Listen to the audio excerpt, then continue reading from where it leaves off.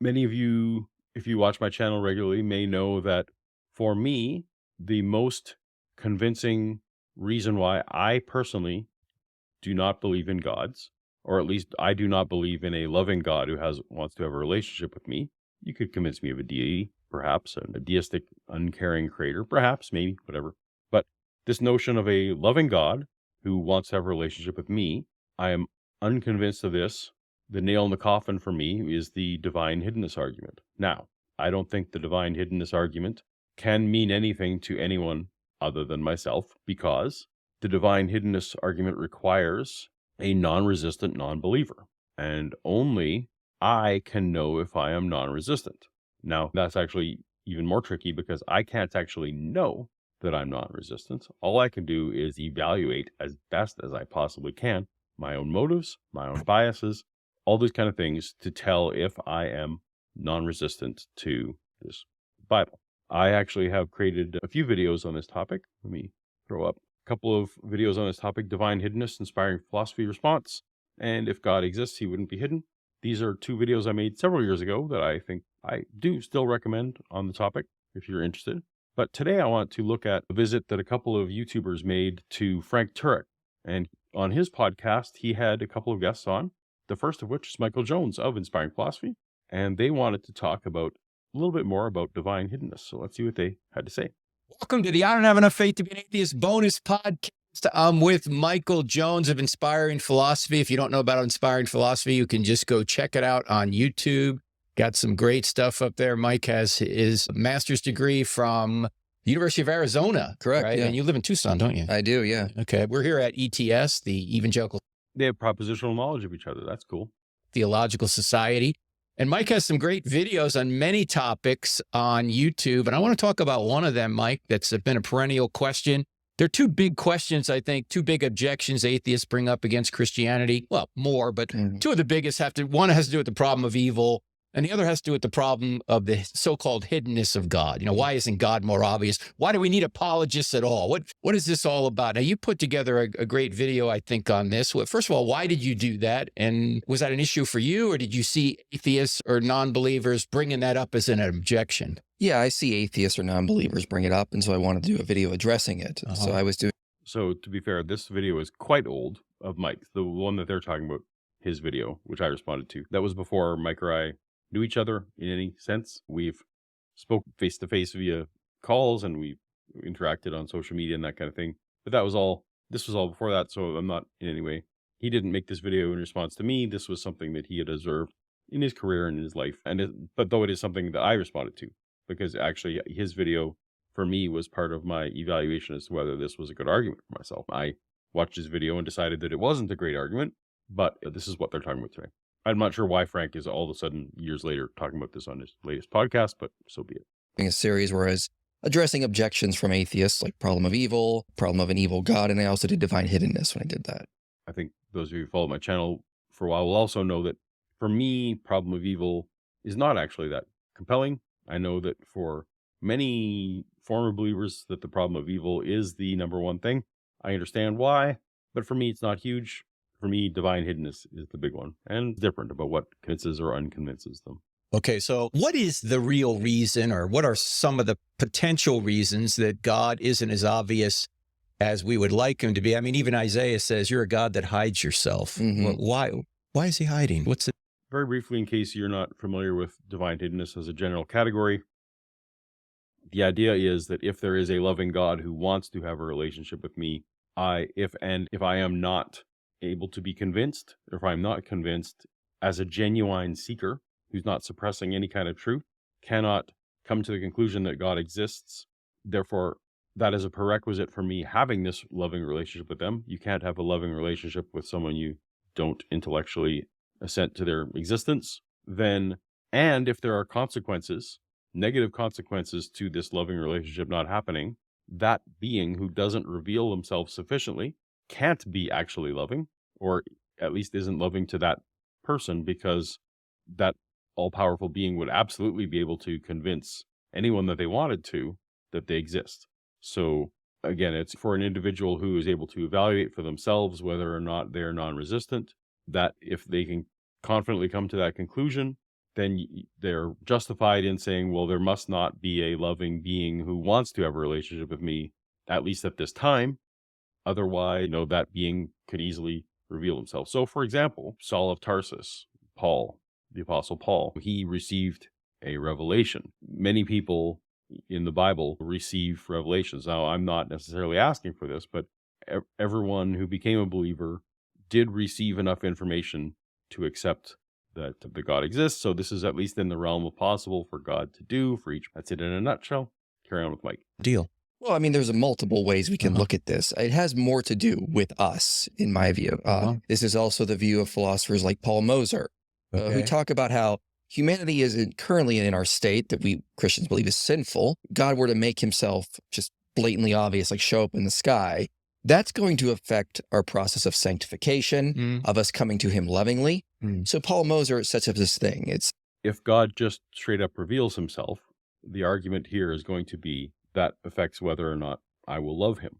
The problem is, for someone like me, I cannot enter a loving relationship with a being that I'm not convinced exists. So it doesn't actually matter that this revelation of God to me, that I might twist it, or that it may not actually result in me being loving. In order for me to actually have a chance to love God, I will never have a chance to reject God until such time as he convinces me that he exists. So if he's not going to show me, I just never have that chance to reject him. Now, we're going to talk about this in one of the videos coming down the line here that we're responding to, but I just don't have a chance. To this point in time in my life, I cannot choose to accept or reject God because I'm not convinced he exists. It should be plainly obvious. And again, this objection seems silly, Michael. So what does God want? Okay, he is this all-powerful God that could snap his fingers and take everything out of existence if he wanted to. And you're dealing with humanity, which is quite sinful, quite selfish. So Moser says, what does God want? Well, he wants us to love him for who he is. God wants us to love him for who he is. How can I know what he is? How can I choose to love him if I'm not convinced of him? There is a step 1 and a step 2. The fact that my step 2 might have some new challenges in some way that about this doesn't stop the fact that step 1 has to happen. God absolutely reveals himself to some people and to some beings. All the demons, all the angels completely know that God exists, and they still, some of them accept and love God, some of them reject God. But they've all had equal opportunity of knowing that he exists. I and many other non-resistant non-believers do not have this opportunity. To truly follow him, love him, not so that we could get something from him, but just because we would love him. And so he says God would want cognitively robust theism. What would be non-cognitively robust about a faith where God reveals himself? So are you going to tell me that Paul the Apostle didn't have a cognitively robust faith, or Moses, who received the burning bush revelation, he didn't have a cognitively robust faith? There's nothing about more evidence that precludes me from falling in love with the God who I then become exist. Now, if the only way that would happen is if God reveals his true character to me, and that is not a character that I will love for some reason. So if he's a jerk, if he's unloving, if this God is perfect and all loving the way you suggest, there's nothing he should be able to reveal himself about me, or reveal about himself to me, that would preclude me from loving him. In fact, it just gives me a more informed choice. What you want me to have is a less informed choice. Where we follow God, we love him, and we truly want to get to know him more. And that's better than just basic theism.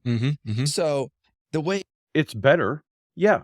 If this whole theodicy is if I'm going to buy into what you're talking about, yes, it is better to have this relationship, to love the God, than just intellectual assent to the God. But the intellectual assent has to happen, or I never have a choice for the second part. That Moser sets this out. I'm sorry, this is going to get repetitive, but it's frustrating. He says the way that God would want to get us there is he would have to be a little bit hidden, reveal himself in slow steps so we get to learn him better.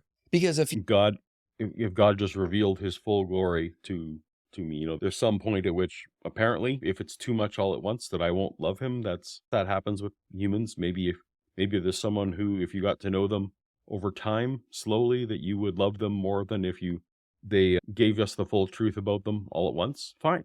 But that God knows the rate that the steps which he could reveal himself to me. He's all knowing, right? So these are all steps he could do. But that doesn't negate the fact that he needs to do them in order for me to have this choice or the opportunity to fall in love with him. God shows up and he sees it. For one, that could possibly, and for some people, create fear. People are just going to worship him out of fear. I've even heard some atheists say that, if eternal conscious torment is true, they would worship God out of fear so they could avoid hell. Well, yeah, I have said that. Absolutely. Because that's the pragmatic thing to do, right? But that actually, what does it matter? Let's look at theology here. So if, again, this is the fire insurance trying to stay out of hell, if I'm not convinced that God exists, I'm still going to hell. If I have bad motives for worshiping God, I'm also going to hell. So I'm no worse off. At least I'm making an informed choice. There's nothing about my life has gotten worse by more knowledge about God. Yes, I might screw up the relationship part, but again, God could do it and not make my life worse. So unless you can identify for me the way that this makes my life worse, you haven't solved the problem. You've just come up with excuses, not even good ones. It's not really loving God. That's not really following him and having a relationship with him, getting to know him. That's just fire insurance. It's fire insurance, exactly. It's a selfish. It's a selfish way to be in a relationship with God. But that's fine, because again, at least I would have made that choice as an informed choice. I would have known that God exists. Is the problem here that I might actually inadvertently really love him and have this relationship that he wants? Because I don't see how me disbelieving in God and me worshiping God with bad motives, that there's any differentiation between those two things. Let me know in the comments. Am I crazy about that? It's not what God is interested in. So we need to think about what it would be like, because we are on a different ontological level than God. It's not like he can show up as just a regular guy. Now, when he did that in the New Testament, what happened? Well, they killed. That's funny, because it's not like God could just show up as a regular guy. But when he did that, so obviously he could, right? And even in the New Testament, they have little parables and stories about where whatever you're giving to the least of these, that you're actually doing unto God. And a lot of people tell these stories about, the hitchhiker that you picked up, or the widow that you fed, or whatever, that actually was Jesus in disguise. Those are regular Christian things to talk about. So Jesus can show up. At least there are theologies where that is totally acceptable thing for him to do. He doesn't have to show up in the sky, lightning bolts ablazing, as it were. Although he could. God could give the entire world certainty that he exists, and we know that some people would still reject him, and some people would accept him. At least everyone would have an informed choice. Right now, my argument is that myself and others cannot make an informed choice to love God or not. That's right, we killed him. Yeah. So here I am. You must die. God, where are you? Here I am. You must die. Exactly. And even the Pharisees accused him of working with the devil. So God shows up, does miracles. Does that not just reinforce the idea that God can give some people assurance that he exists and their free will is still intact? Their ability to accept or reject is not hampered by this knowledge. So why not give it? Some people wanted to make him king, use him for selfish reasons. Many wanted to kill him because they were taking away his power. So when God would reveal himself to humanity, it always brought out some of the worst traits in humanity. No, it didn't always bring out the worst traits in humanity, unless you're trying to tell me that the disciples and people who met Jesus, his followers, the people who were fed, who listened to the Sermon on the Mount, that those people all were worse off having met Jesus than not. You can't tell me that it is 100% of the time a negative thing, at least not in your story. And so what if the percentage is low about the people who react to this knowledge in the way that God wants? Is it lower than if he doesn't give sufficient evidence? It can't. Just definitionally, it can't. So, yeah, your argument here again doesn't work. The biblical texts we can see. So we need to keep that in mind when we're thinking about the hiddenness of God. Yeah, that's a good insight. And no, I think maybe we ought to just back up a second and ask ourselves, what is the real purpose of life? Is the purpose of life just to intellectually know that God exists? Well, no. Even the demons know that, right? Exactly. Thank you. The demons have full intellectual knowledge that God exists, and yet they don't worship him. Purpose of life is to know God in a relational way, and as the scriptures say, to be conformed to the image of his son. So you had mentioned sanctification before. Yeah. But can you love someone that you don't think they exist? Again, sorry to beat this drum over and over. I'm a resounding gong clanging cymbal here. You gotta believe that God exists before you can love him.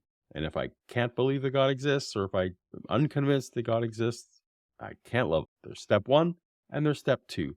You cannot talk about how my reaction may be impacted if we're never getting past step one. At least not. Maybe later we'll talk about a little bit about the Molinism, and we'll see how that goes. How are we best sanctified? How does God get his purposes done with free creatures? Is it to reveal himself in an overt way routinely, or is it the way he appears to be doing it now? Right. And one thing to say about that is what you're doing now seems like a low percentage play. God is omniscient. He knows the best way, and he knows he can sanctify us without necessarily showing up in a room right now. I ask atheists occasionally, what would happen if Zeus appeared like, for us in this room? What if Zeus appeared right in this room right now? Right. We'd be like, I would have intellectual assent that Zeus exists. I mean, assuming that the appearance, I'm just going to grant here that the appearance can be externally confirmed, and I can affirm for myself at least that I'm not hallucinating, that there's something. If this is a verifiable, genuine appearance of Zeus that, that we can scientifically assure ourselves that was a genuine appearance of Zeus, I would have full intellectual assent and my life would go on. Oh, Zeus exists. Anyway, we're not going to worship him. We're not going to be like, oh, we love you. We totally are your followers now. That's not how it works. But I might. Right now, the chance of me falling in love with Zeus is 0%. And even if after that appearance by Zeus, it's only 0.01%, at least there's a chance at that point. It's a prerequisite. If Zeus wants that relationship with us, that's his first step. So no, but we're not arguing. The divine hiddenness argument isn't saying that everyone will accept him with sufficient knowledge. It is asking, why are there non-resistant non-believers who are seeking God, who for whatever reason cannot be convinced? Now you have the God of the Bible who is all-knowing. He knows how to sanctify his creatures in the best way possible. And he can definitely sanctify us without showing up physically. Of course, this is just begging the question. You're saying that the God you are unconvinced of knows what's best for you, and what's best for you is not knowing. Okay, that's just forever. You got to understand that that's forever going to be unsatisfactory, right? Like someone like me will never nod my head and say, oh yeah, right. So you got me there. No, that's maybe if I'm convinced God knows everything, then I would find that answer satisfactory, but I don't. They're seeing us being seen right before our eyes. So why does he need to do that if he can sanctify those who will freely choose to love him without showing up in this life for everyone to see physically? Aha. Couple things there. One, I mean, I'm not necessarily saying that God needs to show up physically. Like there's ways for God to convince me that he exists that don't necessarily have to infringe on other people, and or also that don't have to be special one-time things for me.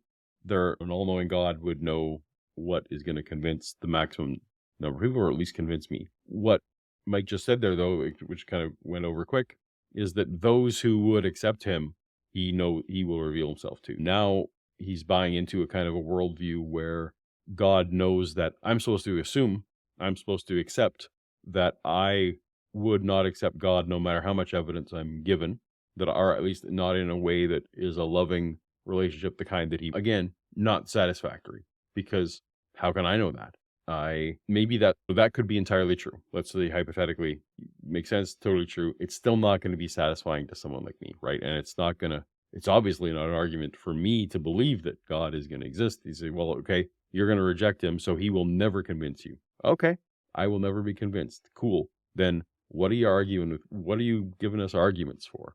If God will reveal himself sufficiently to everyone who would choose him, What's apologetics for? Why is Ray Comfort handing out pamphlets? Why any of this? Now you may say, okay, well, God, that's the tool God is choosing to use. Sure, but if Michael Jones is supposed to be the instrument by which a person X who would accept God under the right circumstances would accept him, Michael could still not do it, and God would then find another way to do it. I don't get it. I don't get it. If these divine hiddennesses arguments follow, apologetics shouldn't exist, shouldn't need to exist. So if God is omniscient, he knows what he's doing at the end of the day. Now, I know some atheists Unsatisfying.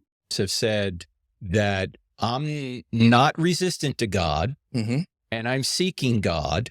So why can't I find him? Non-resistant non-belief, I think is the way they put it, right, Mike? Is that Right. fair to say? So, and is this the Schellenberg argument where he's trying to say, I can't remember what's his first name. Why is it?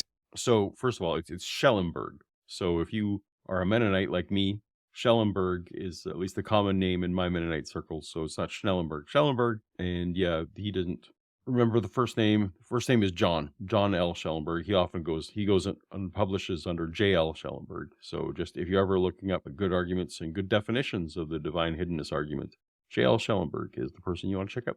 Escaping me, Schellenberg's first name. I can't remember. I can't remember it. He's a philosopher who tries to say that Canadian the hiddenness of God is a problem, and if God truly loves us, easy for me to say, loves us, and he wants us to be in fellowship with him, why are there people who want to know him but don't know him? So how would you respond to that? So my first response is to quote. So before we get into quoting C.S. Lewis, I was a believer. I set out to prove for myself. I didn't feel like, well, I felt like I knew God and that I was fully convinced that God existed. I wanted to go and get some answers to some questions. Every fiber of my being wanted to continue to believe in God. I believe that every human can know the content of their own thoughts, that really it's the only thing we can know. We can't know whether our thoughts are accurate, but if we can't know the content of our own thoughts, then just all is lost, right? I can know that the content of my thoughts was an insane desire, a desperation to believe that God existed. So all these brushes, they're about all these psychological notions that they're about to put forth. I can know for myself, at least in the era where I was doing this searching, were not true of me. I desperately wanted God to exist. C.S. Lewis, he says in his paper, Man or Rabbit, honest rejection of Christ, however wrong, shall be forgiven and healed. Now, I don't know if you heard that quote. I hope you did. Quote from C.S. Lewis, honest rejection will be forgiven. I don't know. I spent a little bit of time today actually looking for what C.S. Lewis bases that on. No theology that I'm familiar with tells me that God is going to forgive honest disbelief. If there's a verse for me, I've seen Luke 10:12. To me, that's not a convincing proof. Let me know in the comments if you're a Christian or if you're a C.S. Lewis fan, or if Mike, you're ever watching this. On what does C.S. Lewis base that assertion, or is that just what makes C.S. Lewis feel good about heaven? Because from the Bible I read, unless you accept Jesus, it doesn't matter whether it was honest or dishonest, you're not getting into heaven. we can ask ourselves, without psychoanalyzing an individual, do those type of people exist? And I am skeptical those people even exist. And this has been shown in psychological study after study. So the kind of person that I claim that I am, the kind of person who I have spent a significant amount of time of introspection to test myself as to whether I am such a person, Michael dismisses the entire category of non-resistant non-believers as that they don't exist, that there's no such person on the planet who would accept Jesus, who dies before accepting them. Bold claim. What is the evidence for this? There's one, the title of a study called Wishful Thinking, and they asked parents, two groups of parents. Before they went into the study, one group of parents preferred daycare, one preferred home care. Then they gave... Hold on, just before... So two sets of parents in this study. One prefers homeschool, one prefers daycare.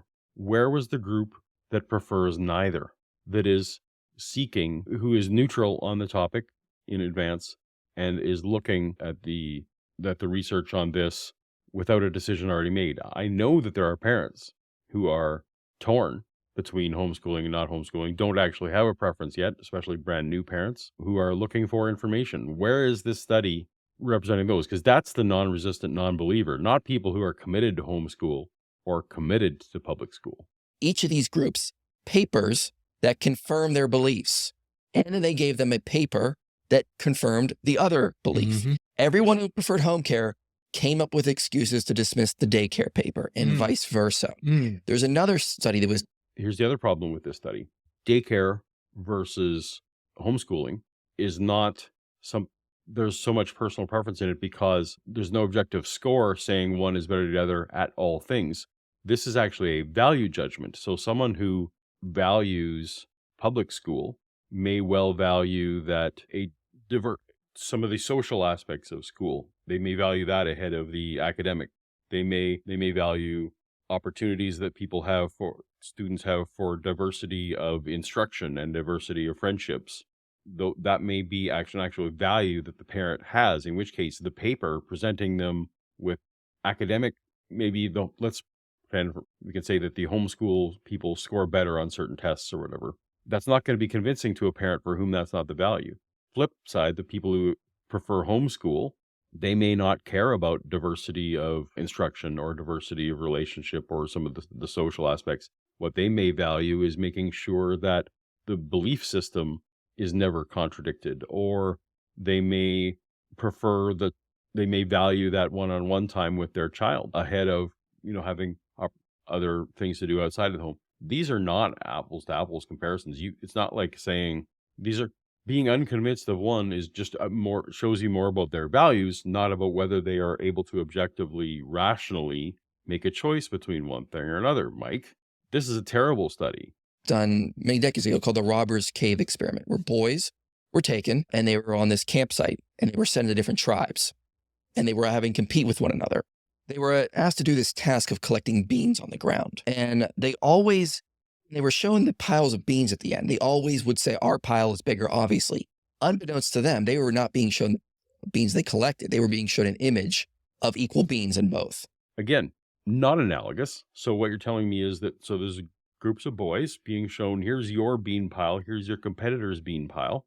Yes, the number of beans is an objective thing that can be tested, but how many of us can accurately guess the number of beans in a pile? Not many of us can look at a picture and tell us the number of beans.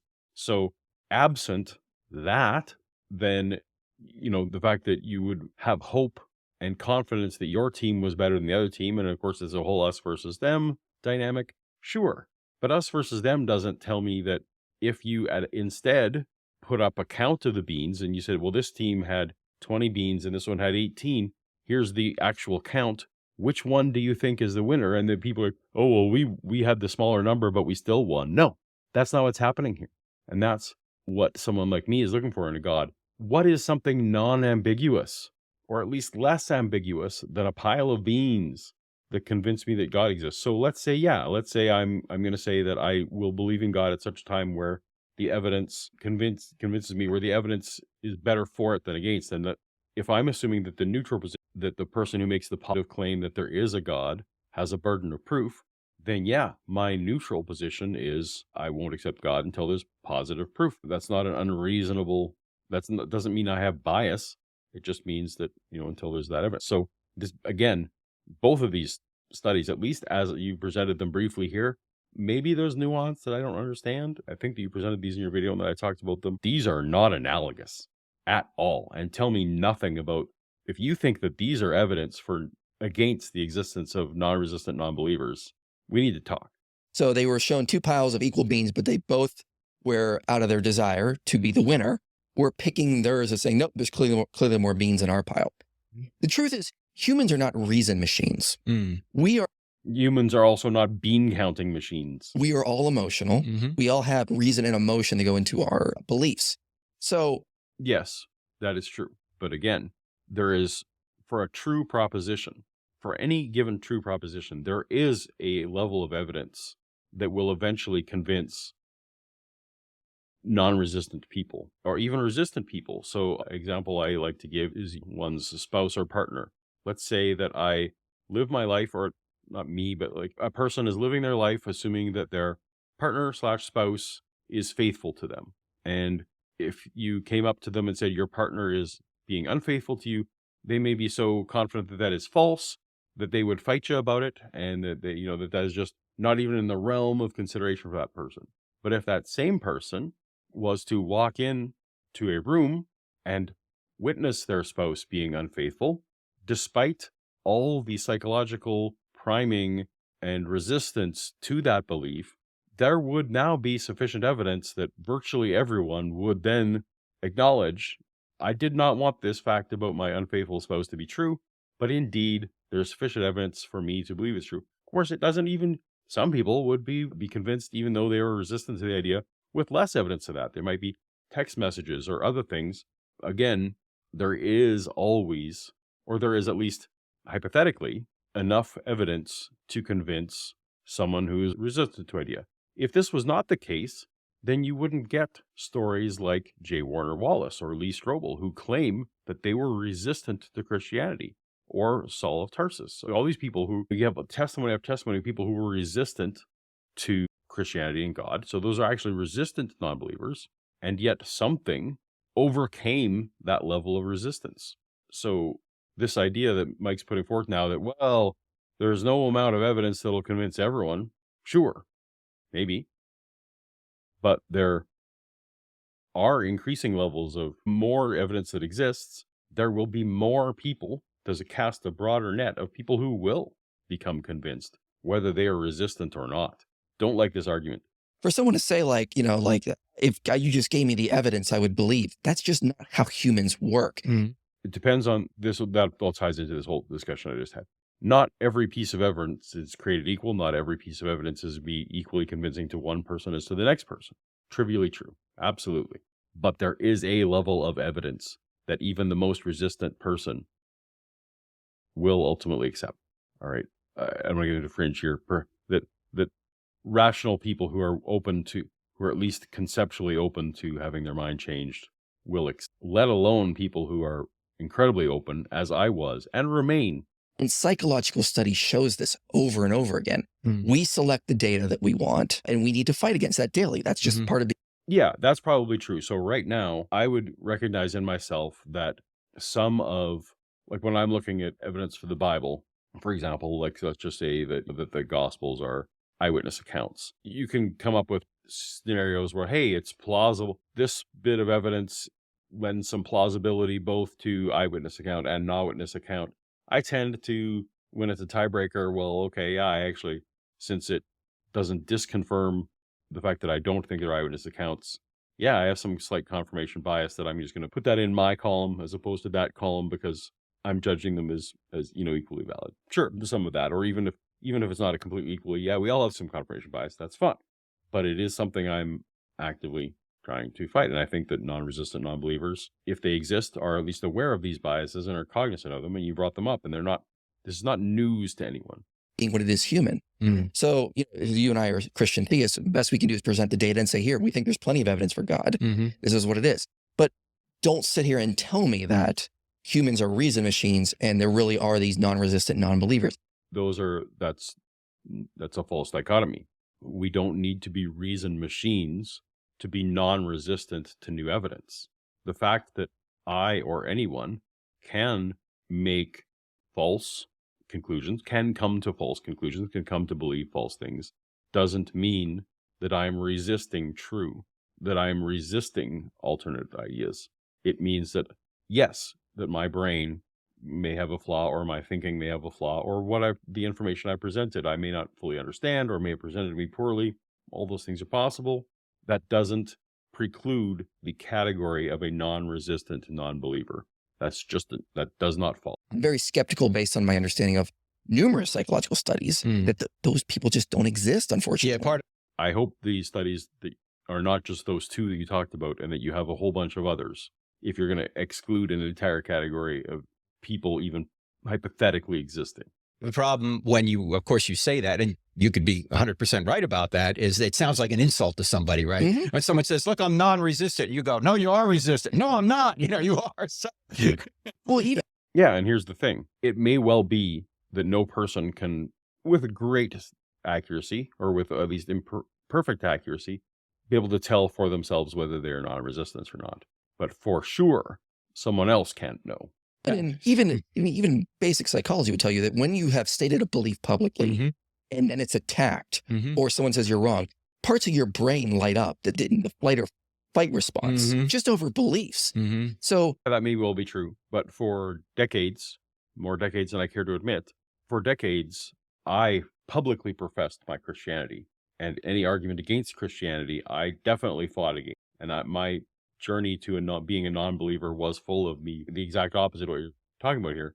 I was publicly Christian, and yet the arguments against it overwhelmed my state of wanting to stay a Christian. So this idea that, again, the tides can't change, there are examples all over the place. Sorry, doggy. Even if you may have a desire somewhere in your mind that you do want God to exist, you also have a desire to not be wrong. And when you've publicly stated a position, it's very hard for them to then get out of that. You defend it. You want to. But very hard doesn't mean impossible. That doesn't exclude the category.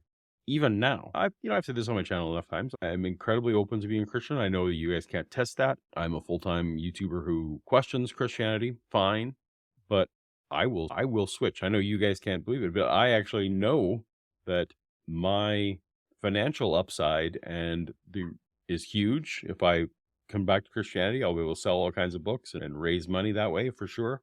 There will be tons of relationships that are currently damaged and not where I would like them to be that would be fully restored. Also, I would have all these benefits of people who at present I don't think I will ever see again because they passed away. Now suddenly the option is again open that I will see them again. So the fact that I am publicly professing that I'm not a Christian may well be a barrier, but it is not an insurmountable one. There's all kinds of things, all kinds of benefits for me that, given the right evidence, I'm highly motivated the opposite way, and people should probably question me if I switch. Because, again, there are so many benefits that I gain by becoming a Christian again. Stay there. Right. And that's just a problem that all of us have. I'm not saying it's just non-believers. Right. Even believers have this, and we all need to wrestle with it. I suppose you could say to someone who says, I'm a non-resistant non-believer, but I want to believe, is really, how much research have you done? How many books have... How much research have I done, Frank? How many books have I read? I now spend all my life doing research on this. I read 3 or 4 books in the last week on Christian themed topics. So I've read a lot. I've considered a lot. I spent a lot of time on this. Have you read? How many people have you spoken to? I've spoken to you, Frank. I've spoken to you. Are you really on a relentless pursuit of truth? Because a lot of times I ask audiences I speak to, I ask them, I want you to think of somebody, and maybe we could just, those of you listening or watching right now, you can just think about this yourself. I want you to think of somebody you know who's not a Christian, whom you'd like to be a Christian, friend, relative, somebody like that. And everyone gets somebody in their mind. And then I say, I want you to think about that person and answer this question. Is the person you're thinking of on a relentless pursuit of truth? They want to know if Christianity is true, or are they apathetic or hostile to Christianity? Well, it's usually 100 to 0 or 99 to 1 people are apathetic or hostile. No, that's not what you've determined. What you've determined is the perception of the Christian that person is hostile or actually on a genuine truth test. You're not asking the people to self-evaluate whether they are hostile or whether they're on a truth quest. You're asking someone who is a believer to evaluate a non-believer. I get this all the time. Well, you don't believe what I believe, so you must not be looking for truth. And I'm probably guilty of doing the same thing in the opposite way. I admit, when someone's resistant to evolution, at this point, I'm kind of like, do you really want to know? I get it. But Frank, the fact that your survey is non-scientific. You are just asking people to psychoanalyze other people, and you've decided that the people in your camp psychoanalyze people in the other camp as dishonest. Big surprise. That's always going to be the case for any out. Very few people are on a relentless pursuit of truth. They may say they are. That's why when you ask them if Christianity were true, would you become a Christian? They may say yes, but yep, I would say yes. They're not doing anything. Their actions contradict what they're saying. Yeah. And are you saying, Frank, that I, Paulogia, am not spending any time trying to determine learn more, trying to do things. Because I think you picked a bad example if you're talking about me. Even the philosopher Thomas Nagel, who's an atheist, just came out and admitted, I don't want God to exist. Right, that's true. And that's so... Yeah, so Nagel out and out saying, I don't want God to exist, does not affect me. That isn't fine. Great. Nagel says he doesn't want God to exist. Awesome. How does that affect non-resistant non-believers? It does not. Honest of him, I have a higher amount of respect for Thomas Nagel, but he's saying it as it is. Desires go into our beliefs, whether we like it or not. Now, right. So what about the openly people who like, I really want Christianity to be true? I talk to people all the time who like desperately want God to be real in their lives, and to the extent where they may not even want to look at further things by their own admission. And I know these are anecdotes, so whatever, but I think probably we're all familiar with people who hold on to the Christian proposition. And does God judge those people? Hey, the only reason you love me, and maybe he will, maybe they'll be part of the goats and the sheep. I don't know, that they too badly wanted God to be real and loved him that way. Is that also a sin? Is that also a problem? Or do those people get to go to heaven? How is it that motivation will show something right or wrong is a fallacy, right? I mean, I could be motivated to believe God does exist and I could still be right. And Richard Dawkins could be motivated to say God doesn't exist and he still could be right, regardless of his motivation, correct? Exactly. Motivation is irrelevant to the argument, for sure. Correct. Absolutely. Okay. So motivation won't necessarily tell you whether something's right or wrong, but it might be an indicator as to whether or not a person is really open to a new idea or to the evidence if you've provided it to them. And what kind of response have you got? And by the way, what is the name of the video? So one of the responses that he got was my response, Divine Hiddenness, Inspiring Philosophy. I don't think that Mike has responded to my response, which was 3 years ago. It's possible he wrote a blog post. My memory, IP and I have gone back and forth on a lot of different topics, both in video form and in blog form. But I don't think he responded to me on this. Maybe he did.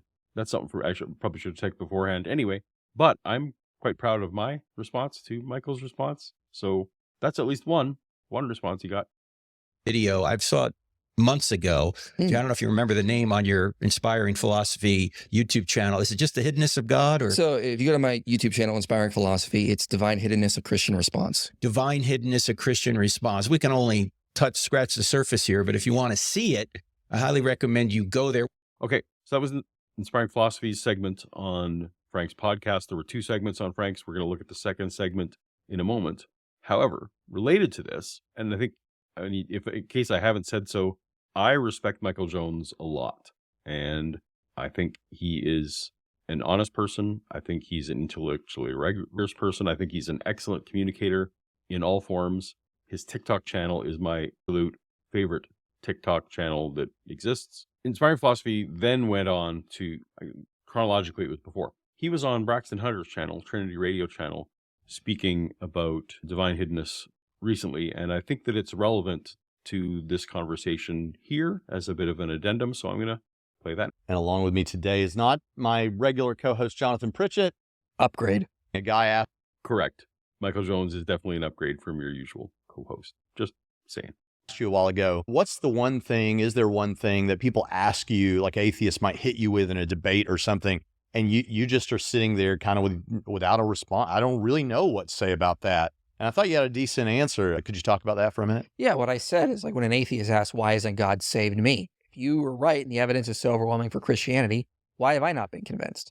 And so this is, Michael, this is someone who's making not the general case for divine hiddenness, which I don't make, in fact.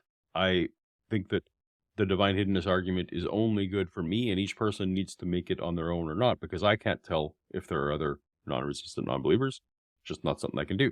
So he's just expressed that question, why hasn't God saved me? And that's a super good question that I would love to know the answer to. I honestly don't know the answer to that because I can't psychoanalyze everybody.